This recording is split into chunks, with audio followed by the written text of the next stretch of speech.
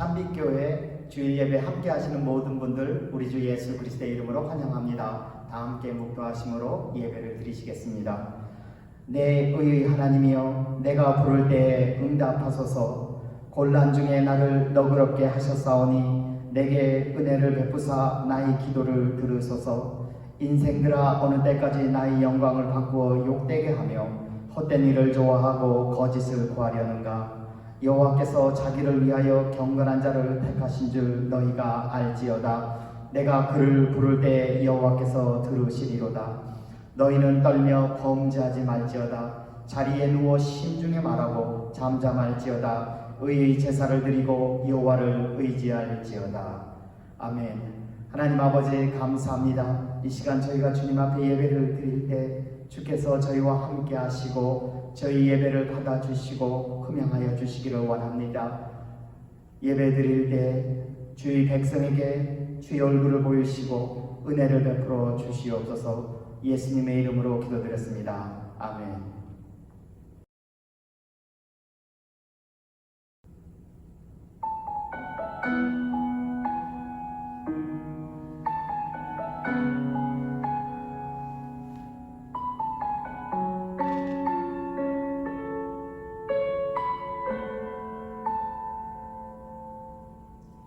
이 세상을 살아가는 동안에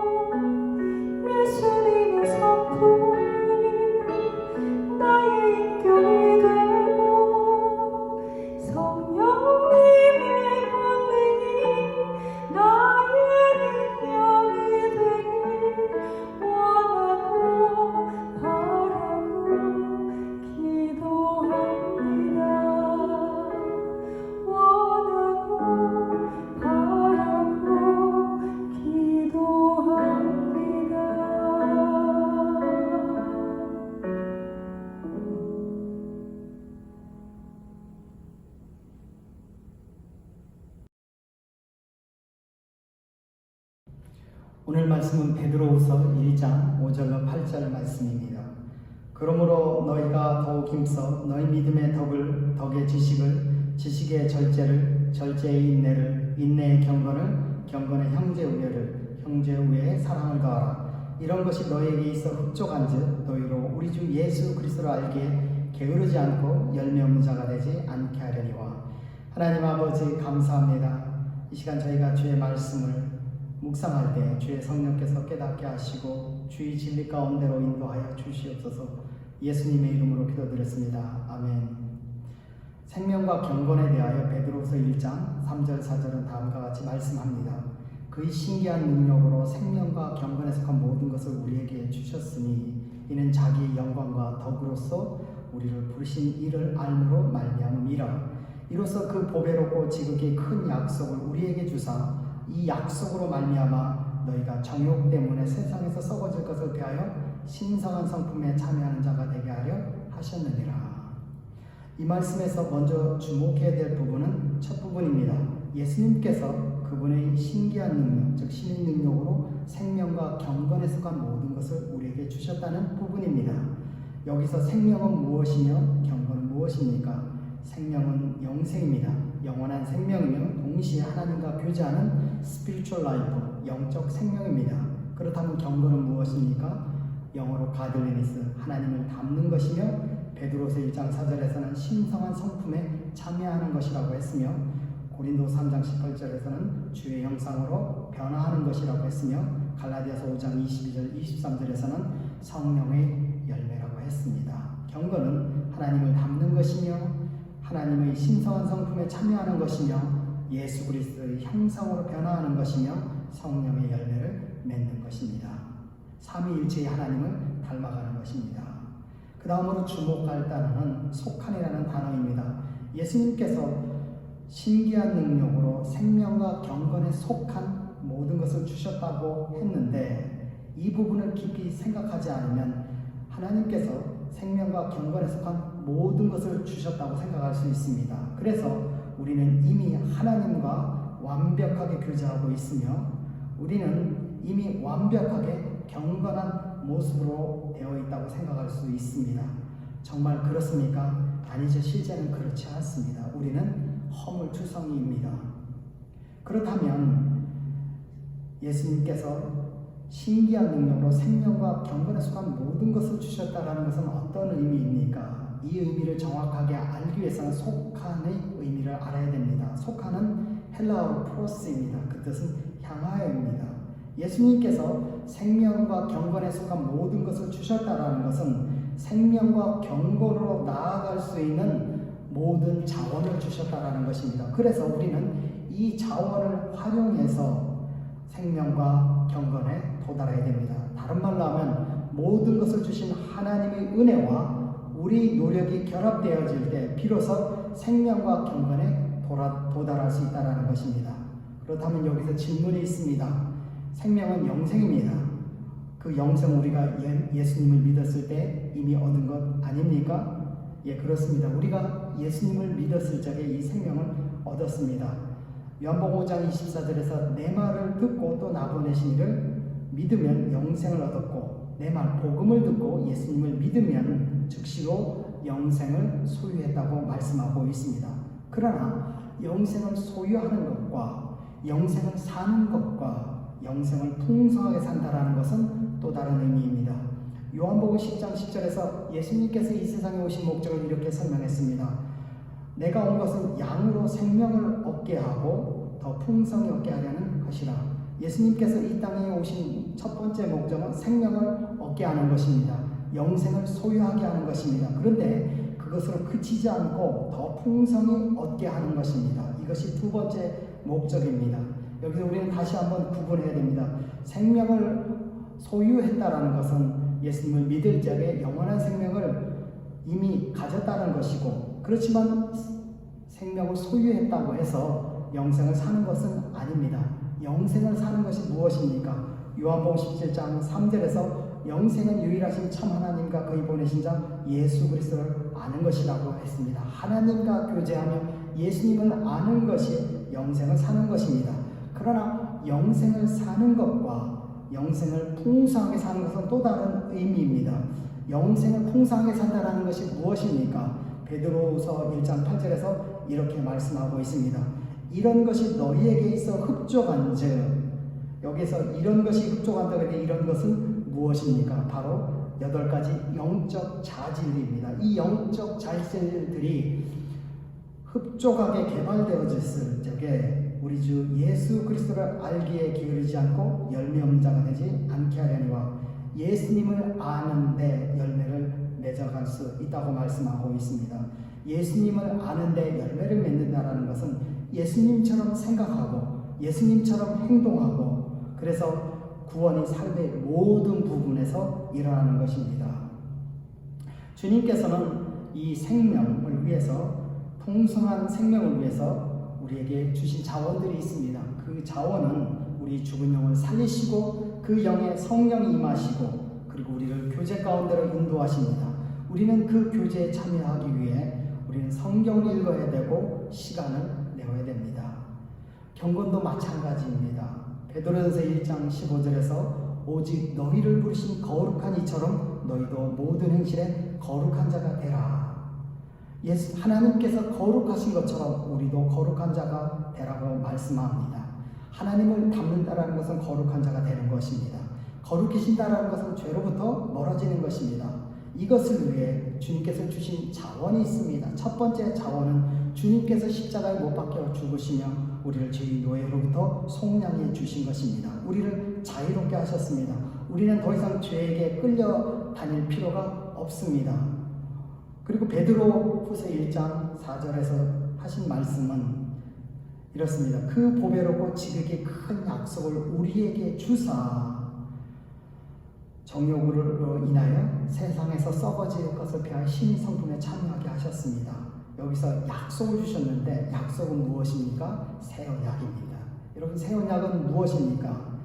5가지 요소가 있다고 말씀을 드렸습니다. 첫 번째는 새 계명을 주신 것입니다. 그 계명은 요한복음 13장 34절, 새 계명을 주느니 서로 사랑하라. 서로 사랑하는 것이 새 언약에서 주어진 새 계명입니다. 두 번째는 새 대제사장을 주셨습니다. 히브리서 4장 15절에서 우리에게 있는 대제사장 예수님은 우리 연약함을 체휼하지 아니하는 자가 아니요 모든 일에 우리와 한결같이 시험을 받은 자로되 죄는 없으시느니라. 여기서 예수님은 우리 연약함을 체휼하지 아니하는 자가 아니라 체휼하시는 분이라고 말씀하고 있습니다. 체휼한다라는 것은 무엇입니까? 우리가 죄를 지었을 적에 정죄하여 우리를 버리거나 포기하는 것이 아니라 우리를 살리는 것을 의미합니다. 세 번째로 새 제물을 주셨습니다. 그 제물은 누가복음 22장 20절에서 이 잔은 내 피로 세우는 새 언약이니 곧 너희를 위하여 붓는 것이라. 내 피, 예수님 피로 세우는 새 언약이라고 했습니다. 예수님께서는 새 언약을 위해서 예수님 자신을 제물로 드리셨습니다. 예수님께서 흘리신 피는 이런 효과가 있습니다. 단번에 우리가 과거에 지었던 죄, 현재 짓고 있는 죄, 미래에 지을 모든 죄까지 단번에 용서하시는 피였습니다. 네 번째로 우리에게 새 영을 주셨습니다. 새 영을 주셨다라는 것이 무슨 의미입니까? 우리 마음에서 굳은 마음을 제하고 부드러운 마음을 주시는 것입니다. 굳은 마음이 의미하는 것이 무엇입니까? 영적인 무감각입니다. 하나님께서는 이 새 영을 주셔서 우리 영적으로 무감한 것을 제거하시고 하나님에 대해서 민감하게 하시며 또 부드러운 마음을 주셔서 우리가 고집스럽게 완악하게 하나님을 거부하는 것이 아니라 부드럽게 순종하도록 하신 것입니다. 마지막으로 하나님의 신 성령을 우리에게 주셨습니다. 이 성령은 무엇을 의미합니까? 성령은 법이라고 했습니다. 법은 힘입니다. 이 힘은 죄와 사망의 법, 힘을 물리치는 힘입니다. 우리가 죄와 사망의 법을 이기고 하나님께 가까이 하도록 성령을 주셨습니다. 그렇지만 우리가 해야 될 것이 있습니다. 우리가 영적인 자질들, 경건한 삶을 위해서 더욱 힘써야 되고 또 분명히 우리에게 더 게으르지 않고 더 열심히 노력하라고 말씀하고 있습니다. 이것은 우리가 하나님께 주신 자원을 잘 활용해서 경건한 자질들을 우리 것으로 만들어야 됨을 가르치고 있습니다. 여러분, 가만히 있어서는 되는 것이 아닙니다. 우리가 가만히 있으면 너희가 정욕 때문에 세상에서 썩어진다고 말씀하고 있습니다. 우리가 경건한 삶을 위해서 노력하지 않으면 우리는 자연스럽게 정욕에 휩싸이고, 우리가 정욕에 휩싸이면 죄를 짓게 되고, 죄를 지면 죄의 노예가 되고, 우리는 세상에서 썩어질 수 있는 그런 존재가 될 수가 있습니다. 우리는 그렇게 되지 않도록 그 보배롭고 지극히 큰 약속을 활용하여 죄의 노예가 되지 않고 거룩한 주님의 형상을 만들어가야 합니다. 이번 주부터 경건에 속한 요소들을 좀 더 살펴보겠습니다. 그 요소들은 무엇입니까? 믿음, 덕, 지식, 절제, 인내, 경건, 형제의 사랑. 베드로후서 1장 5절에서 7절에 나오는 8가지 영적인 자질들입니다. 우리는 이것에 대해서 살펴보겠습니다. 오늘은 8가지 자질 중 첫 번째 자질, 믿음에 대해서 살펴보겠습니다. 여러분, 믿음이란 무엇입니까?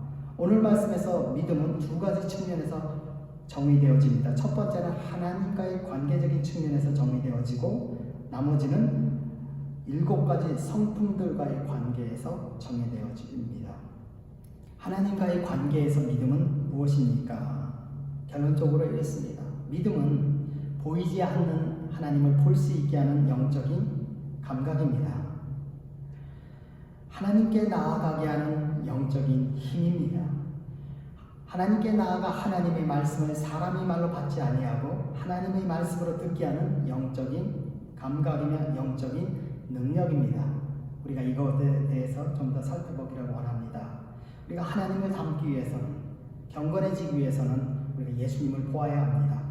고린도서 3장 18절, 우리가 다 수건을 벗을 얼굴로 거울을 보는 것 같이 주의 영광을 보매 저와 같은 형상으로 화하여 영광으로 영광이르니 곧 주의 영으로 말미암음이니라.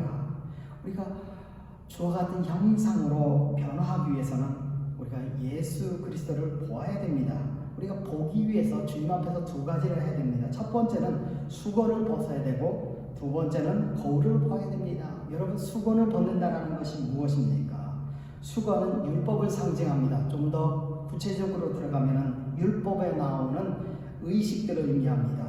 그러한 의식들을 잘 하면 경건하다고 생각했습니다. 오늘날로 말하면 내가 교회에 다닌다고 해서 주님을 닮았다고 생각하는 것입니다. 11조를 하고 헌금을 한다고 해서 주님을 닮았다고 생각하는 것입니다. 경건하다고 생각하는 것입니다. 그런데 그것은 착각입니다. 우리는 이런 것을 벗고 영적인 눈으로, 주님의 눈으로 나를 바라보고 다음과 같은 질문을 던져야 됩니다. 나는 정말 주님께서 원하시는 대로 생각하고 원하시는 대로 행동하고 있습니까? 두 번째로, 우리가 경건해지기 위해서는, 주님의 형상으로 변화되기 위해서는 거울을 보아야 됩니다. 이 거울은 무엇입니까? 바로 예수 그리스도입니다. 우리가 예수 그리스도를 볼 때 우리는 두 가지를 볼 수 있습니다. 첫 번째는 예수님의 모습이며, 두 번째는 예수님과 비교되는 나의 모습입니다. 나의 비교되는 이 모습을 볼 때마다 우리는 부끄러울 수도 있지만 우리는 계속 주님을 보아야 됩니다. 볼 때마다 우리는 주님의 모습으로 변화되기 때문에 그렇습니다.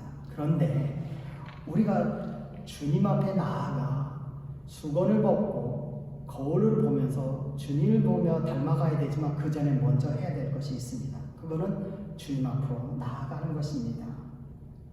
그런데 무엇이 우리로 하여금 주님 앞에 나아가게 합니까? 참 예수님께 나아가기가 쉽지 않습니다. 우리가 예수님께 나아가기 위해서는 말씀과 기도로 나아가야 됩니다. 그런데 말씀 보고 기도하려면 이상하게 바쁘고 힘이 듭니다. 무엇이 우리로 하여금 하나님께로, 예수님께로 나아가게 하는 힘을 줍니까? 히브리서 11장 6절이 답을 합니다. 믿음이 없이는 기쁘시게 못하나니 하나님께 나아가는 자는 반드시 그가 계신 것과 또한 그가 자기를 찾는 자들에게 상 주시는 이심을 믿어야 할지니라. 하나님께 나아가는 자는 반드시 그가 계신 것과 또한 그가 자기를 찾는 자들에게 상 주시는 이심을 믿어야 된다고 말씀하고 있습니다. 하나님께 나아가기 위해서는 두 가지 믿음이 필요합니다. 첫 번째는 반드시 하나님께서 계신 것을 믿어야 되며, 두 번째는 하나님께서 그분을 찾는 자들에게 상 주시는 좋으신 하나님을 믿어야 된다는 것입니다. 여기서 그렇다면 하나님께서 계신다라는 것을 믿는다라는 것은 어떤 의미를 담고 있습니다. 우리가 히브리서 11장 6절의 배경을 알 필요가 있습니다. 이 배경은 창세기 5장에 나오는 에녹에 대한 말씀입니다. 에녹의 삶의 특징은 무엇입니까? 히브리서 11장 6절에서 다시 이렇게 정의합니다. 믿음이 없이는 기쁘시게 못하나니 에녹은 믿음을 통해서 하나님을 기쁘시게 했습니다. 그런데 창세기 5장에서는 에녹의 믿음에 대하여 밑자도 나오지 않습니다. 하지만 에녹은 그의 믿음을 말이 아닌 행동으로 표현합니다. 그 행동은 무엇입니까? 하나님과 동행하는 것입니다. 하나님과 동행하다가 하나님이 데려가셔서 그는 세상에 더 이상 있지 않게 되었습니다. 하나님과의 동행으로 에녹은 그 믿음을 보여주었습니다. 여러분, 그런데 하나님과 동행하기 위해서 해야 될 것이 있습니다. 하나님께 나아가는 것입니다. 하나님께 나아가기 위해서 우리가 필요한 것이 있습니다. 그것은 뭐냐면 하나님이 계시는 것을 믿어야 됩니다. 여러분, 하나님이 계신다는 것을 믿는 것은 당연한 것 아닙니까? 이렇게 질문할 수도 있지만 사실 당연한 것이 아닙니다. 하나님이 보이지 않으시기 때문에 그렇습니다. 지금도 하나님이 보이시지 않지만 그 당시에도 하나님은 보이지 않으셨습니다. 이 보이지 않는 하나님을 보이게 하는 것이 무엇입니까? 바로 믿음입니다. 믿음이 영적인 감각이며 영적인 능력인 것입니다. 에녹은 다른 사람들이 보지 못하는 하나님을 볼 수 있었기 때문에 하나님께 나아갔고 하나님과 동행했고 하나님을 예배했고 또 하나님이 주시는 그 축복을 경험하였습니다. 믿음은 볼 수 없는 것을 볼 수 있는 능력입니다. 이 믿음에 대해서 히브리서 11장에서 좀 더 구체적으로 잘 설명하고 있습니다. 히브리서 11장 1절에서 믿음을 이렇게 정의합니다. 믿음은 바라는 것들의 실상이요 보지 못하는 것들의 증거니. 여기서 믿음을 두 가지로 정의합니다. 믿음은 바라는 것들, 희망하는 것들의 실상이라고 했습니다. 믿음은 실상입니다. 두 번째로 믿음은 보지 못하는 것들의 증거라고 했습니다. 믿음은 증거입니다. 그런데 믿음이 바라는 것들의 실상이라고 했는데 실상이 무슨 의미입니까? 실상은 헬라어로 후포스타시스입니다. 그 뜻은 stand on the, 아래에 서 있다는 의미입니다. 좀 더 풀이하면 아래에 서서 떠받치는 것이 실상입니다. 또는 아래에 서 있는 본질, 근본이 바로 실상입니다. 믿음은 희망 밑에서 그 희망을 떠받치고 있는 근본, 본질, 실상인 것입니다. 예를 들어 부모님이 돌아가셔도 개그맨들은 겉으로는 유머스러운 행동과 말을 하며 사람들을 웃게 합니다. 그렇지만 그들의 마음에는 눈물이 흐르고 있습니다.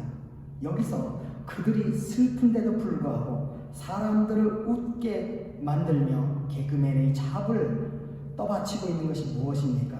그들의 프로의식입니다. 이것이 그들의 실상입니다. 마찬가지로 믿음은 희망이 있도록 떠받치는 것입니다. 좀 더 우리가 그 믿음의 실상이 무엇인지 살펴보길 필요가 있습니다. 히브리서 11장 1절에서 그 믿음은 바라는 것들의 실상이라고 했는데 그 바라는 것이 무엇입니까? 그 바라는 것은 바로 하나님의 약속입니다. 하나님의 약속이 히브리서 11장 1절에서 나오는 바로 희망입니다. 그런데 그 희망을 떠받치는 것이 무엇입니까? 로마서 4장 20절, 21절에서 이렇게 말씀하고 있습니다. 믿음이 없어 하나님의 약속을 의심하지 않고 믿음에 견고해져서 하나님께 영광을 돌리며 약속하신 그것을 또한 능히 이루실 줄을 확신하였으니 라고 말씀하고 믿음은 하나님께서 약속하신 것을 능히 이루실 줄을 확신하는 것입니다. 그런데 여기 무엇이 하나님의 약속을 떠받친다고요? 하나님께서 하나님의 그 능력과 약속을 반드시 이루시는 성실이 바로 하나님의 약속을 떠받치고 있다고 했습니다. 믿음은 바로 하나님의 그 능력과 하나님의 성실을 볼 수 있는 영적인 감각입니다. 믿음은 영적인 감각이며 영적인 능력입니다. 할 수 있거든이 무슨 말이냐? 믿는 자에게 능치 못할 일이 없느니라. 믿음은 능력입니다. 믿음은 밭에 감춰진 보화를 볼 수 있는 영적인 감각입니다. 이 말은 밭에 감추인 보화는 성경 말씀에서 천국에 대한 비유로 나온 것입니다. 믿음은 그 천국을 보는 것입니다. 아무나 천국을 보는 것이 아닙니다. 믿음 있는 자, 영적인 감각이 있는 자, 영적인 시야가 있는 자만이 볼 수 있습니다. 로마서 1장 16절 내가 복음을 부끄러워하지 아니하노니 이 복음은 모든 믿는 자에게 구원을 주시는 하나님의 능력이 됨이라. 첫째는 유대인에게요 또한 헬라인에게로다. 믿음은 복음 안에 구원이 능력이 있음을 볼 수 있는 영적인 능력입니다. 우리가 정리를 하면 우리가 하나님을 닮으려면 예수님을 보아야 되고 예수님을 보아하려면 예수님께 나아가야 됩니다. 어디로 나아가야 됩니까? 성경 속으로 나아가야 됩니다. 그런데 왜 사람들이 성경으로 나아가지 못할까요? 성경 속에서 성경을 통해서 말씀하시는 하나님을 볼 수 있는 영적 감각이 없기 때문입니다. 히브리서 11장 1절의 믿음의 두 번째 정의는 믿음은 보지 못하는 것들의 증거. 믿음은 증거입니다. 여러분 증거가 무엇입니까? 헬라어로 엘렌코스인데 보통 재판장에서 범죄가 사실임을 증명하기 위해서 사용하는 것입니다. 다른 말로 하면 증거는 사실을 의미합니다. 믿음은 보지 못하는 것들의 증거라는 것은 믿음은 보지 못하는 것들을 사실로 받아들이게 하는 영적 감각입니다. 그래서 우리 믿음은 무엇입니까? 영적 감각입니다. 하나님께 나아가는 것은 믿음이기도 하지만 하나님께 나아가 하나님의 말씀을 들을 때 하나님의 말씀으로 받아들이게 하는 것도 능력입니다. 데살로니가전서 2장 13절에 이렇게 말씀하고 있습니다. 이러므로 우리가 하나님께 쉬지 않고 감사함은 너희가 우리에게 들은 바 하나님의 말씀을 받을 때 사람의 말로 받지 아니하고 하나님의 말씀으로 받음이 진실로 그러하다. 이 말씀이 또한 너희 믿는 자 속에서 역사하느니라. 데살로니가 성도들은 하나님의 말씀을 들을 때 사람의 말로 받지 아니하고 하나님의 말씀으로 받았습니다. 이게 무슨 의미일까요? 사람의 말로 받는다라는 것은 무슨 의미이고 하나님의 말씀으로 받는다라는 것은 무슨 의미입니까? 먼저 사람의 말로 받는다라는 것은 하나님의 말씀으로 받지 않고 인간의 상상이 만들어낸 허구라고 생각하는 것입니다. 여러분 당군 신화가 그 예입니다.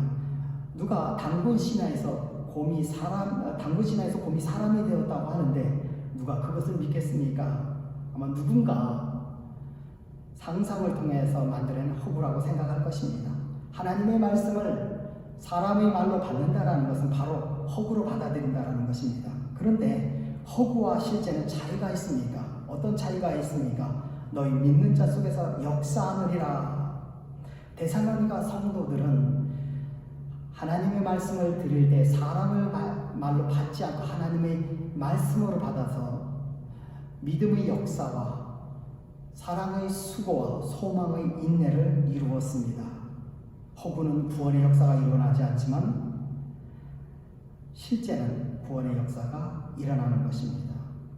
그 다음에 하나님의 말씀을 하나님의 말씀으로 받는다는 것은 어떤 의미입니까? 첫 번째로 하나님의 말씀을 하나님께로부터 왔다고 듣는 것입니다. 두 번째로 말씀을 오리 없는 진리라고 듣는 것입니다. 세 번째로 말씀은 오점이 없는 거룩한 말씀이라고 듣는 것입니다. 네 번째로 말씀을 우리 문제를 해결하는 지혜로 듣는 것입니다. 마지막으로 말씀을 우리를 향한 선한 말씀, 최선의 말씀으로 받아들이는 것입니다. 이렇게 받아들일 수 있게 하는 것이 무엇입니까? 영적 감각입니다. 믿음은 사람의 말로 받지 않고 하나님의 말씀으로 받아들이게 하는 체인지시키는 영적인 감각입니다.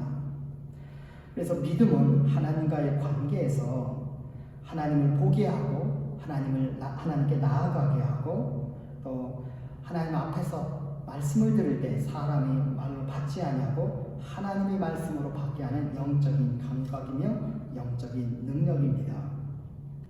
이번에는 마지막으로 믿음과 나머지 7가지 영적 요소들과의 관계들을 살펴보겠습니다. 믿음은 나머지 7가지 관계에서 뿌리 역할을 합니다. 씨에서 가장 먼저 나오는 것은 뿌리입니다.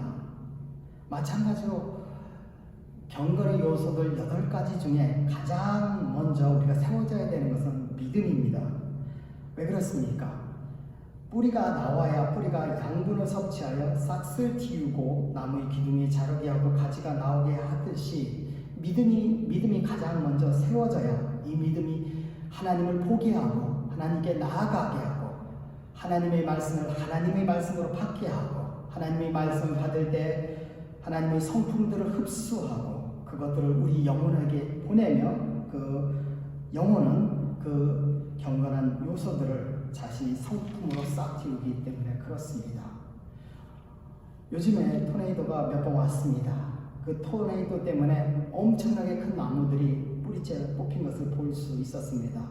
어떻게 그 큰 나무들이 뿌리째 뽑혔습니까? 이유는 뿌리가 깊지 않았기 때문에 그렇습니다. 믿음은 뿌리입니다.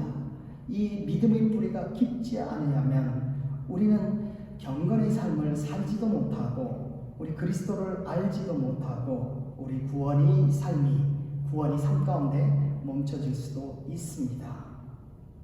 그래서 우리는 이 믿음을 세워야 됩니다. 그렇다면 이렇게 질문할 수가 있습니다.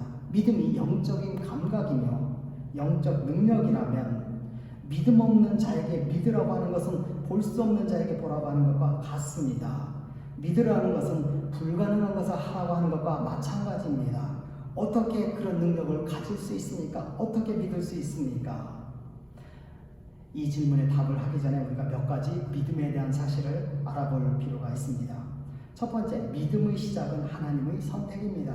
에베소 1장 4절 5절 곧 창세전에 그리스도 안에서 우리를 택하사 우리로 사랑 안에서 그 앞에 거룩하고 흠이 없게 하시려고 우리가 거룩하고 흠없이 살 수 있는 이유는 그분이 먼저 우리를 택하셨기 때문에 그렇습니다.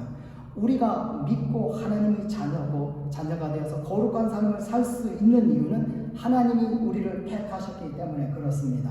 하나님이 우리를 택하셨기 때문에 또한 우리를 믿게 하십니다. 이사야 43장 10절 나 여호와가 말하노라 너희는 나의 증인 나의 종으로 택함을 입었나니 이는 너희로 나를 알고 믿으며 내가 그인 줄 깨닫게 하려 함이라. 하나님이 택하신 이유는 하나님을 알고 하나님을 믿으며 하나님을 깨닫게 하려고 우리를 택하셨다고 말씀하고 있습니다. 우리가 하나님을 알고 믿고 하나님을 깨달을 수 있는 이유는 하나님께서 우리를 선택하셨고 믿게 하셨기 때문에 그렇습니다. 하나님이 선택이 우리를 믿게 하십니다. 그렇지만 믿음이 그렇더라도 믿음은 동시에 우리 인간의 반응이며 또한 우리 개발해야 될 능력입니다. 로마서 10장 17절에서 그러므로 믿음은 들음에서 나며 들음은 그리스도의 말씀으로 말미암느니라. 믿음은 들을 때 난다고 했습니다. 우리는 믿음을 키우기 위해서 계속해서 하나님의 말씀을 들어야 되며 우리가 영적인 감각을 개발해야 됩니다. 우리가 예수님을 믿는 사람들에게 믿음의 개발을 위해서 몇 가지 도전하고 싶습니다. 첫 번째로 믿음을 위해 성령께 기도하시기 바랍니다.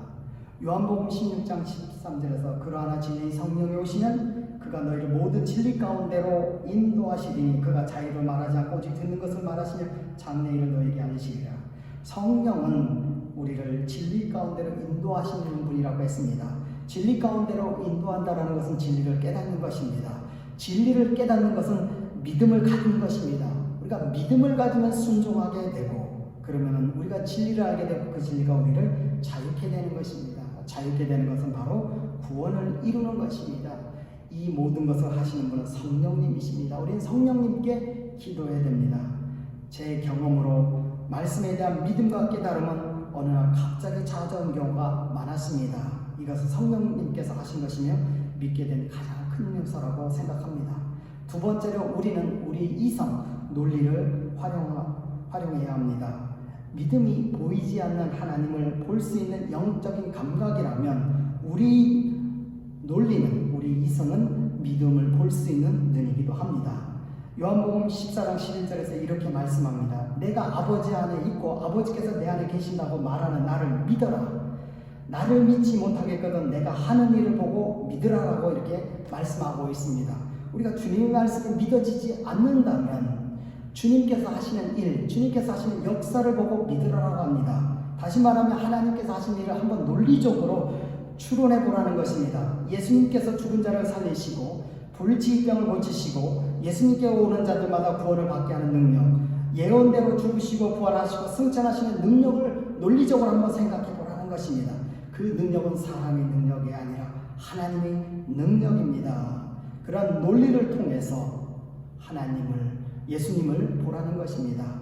제 경험으로 봤을 적에 하나님이 보이지 않고 때로는 의심이 들려고 할 적에 이러한 논리적 사고는 저에게 큰 도움이 되었습니다. 세 번째로 믿음의 사이클을 알고 그 사이클을 이용하라는 것입니다. 믿음의 사이클이 무엇입니까? 요한복음 8장 31절 32절 그러므로 예수께서 자기를 믿은 유대인들에게 이르시되 너희가 내 말에 가하면 참 내 제자가 되고 진리를 지니 진리가 너희를 자유케 하리라. 우리가 믿음의 사이클을 보면 먼저 자기를 믿은 유대인들에게 이르시되 예수님께서 예수님을 믿은 유대인들에게 말씀하셨습니다. 여기서 믿는다라는 것은 주의 말씀을 진리로 받아들이는 것입니다. 그 다음 내 말에 거한다라는 것은 순종하는 것입니다. 행동으로 옮기는 것입니다. 주님의 말씀을 받고 그 말씀을 행동으로 옮기면 진리를 알지니 진리가 너희를 자유하게 하리라. 그 진리를 깨닫게 되고 진리가 주는 축복, 자유를 경험하는 것입니다. 이것은 지식적 믿음이 경험적 믿음으로 바뀌는 것입니다. 이것이 바로 경험적 믿음의 파워입니다. 믿음의 원리는 한마디로 얘기하면 믿어지니까 순종하는 것이 아니라 순종하니까 믿어지는 것입니다. 기도하겠습니다. 하나님 아버지 감사합니다. 또 이렇게 말씀을 통해서 믿음이 무엇인지 가르쳐 주셨습니다. 주님, 우리에게 믿음을 주시옵소서. 하나님을 볼 수 있는 영적인 감각, 하나님께 나아갈 수 있는 믿음, 또 하나님 앞에 나아가서 하나님의 말씀을 사람을 말로 받지 않고 하나님의 말씀으로 받을 수 있는 영적인 감각, 영적인 능력, 믿음을 허락하여 주시옵소서. 이것을 위해서 우리가 성령님을 의지하고 또 주님께서 하신 역사를 논리적으로 추론하며 또 아버지 하나님 믿음의 원리를 활용하며 더욱더 우리가 믿음의 사람이 되며 믿음을 개발할 수 있도록 도와주시기를 원합니다. 지금은 우리 주 예수 그리스도의 은혜와 하나님이 무궁하신 사랑하심과 성령님의 감화 교통하심이 믿음 가운데로 나아가기를 원하는 이 자리에 모인 각 사람 머리 위에 지금부터 영원토록 함께 하시기를 예수님의 이름으로 간절히 축원하옵나이다. 아멘.